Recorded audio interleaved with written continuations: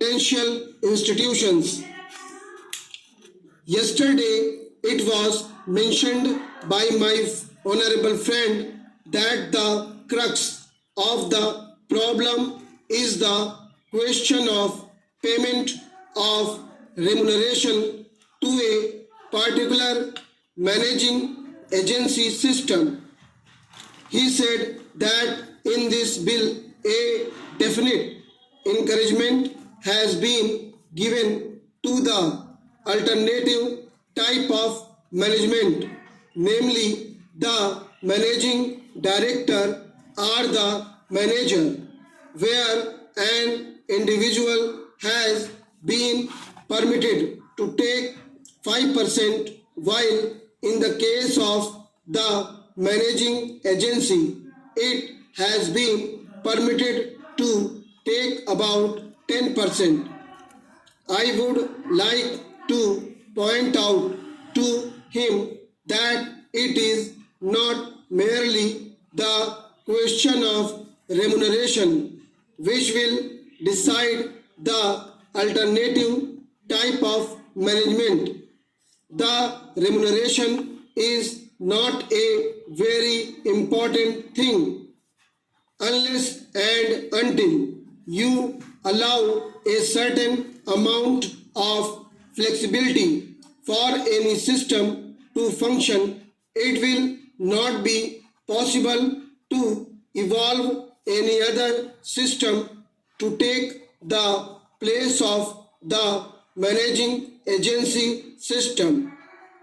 In spite of so many shackles, you may find that those few business houses which are carrying on now may have to carry on the present basis. You may not find many new people coming in the field.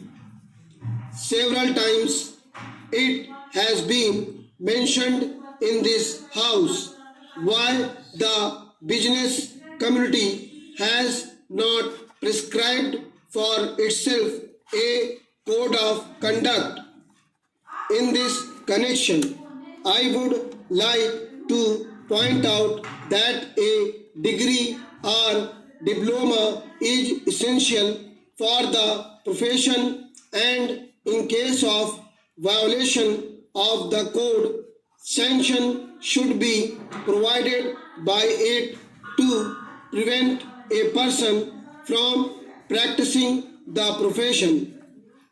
Today, even Ashok Mehta and Sri C.C. Shah can set up a grocery shop and become businessmen. Nobody lays down any condition for starting business, and nobody can prevent others from continuing it. But I would like to point out that with regard to the code of conduct, there is a certain amount of ethics, and there are certain standards and traditions on which business houses function. If a particular firm has not got proper ways of managing its business, you will find that business house will find it difficult to function, and it would be difficult for it to command the confidence of the business community. It would not be possible for it to function as effectively as a firm which has proper ways of managing its business. That is sufficient as a code of conduct.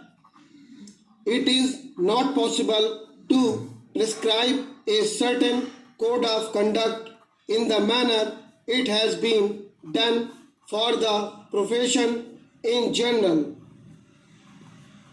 Stop.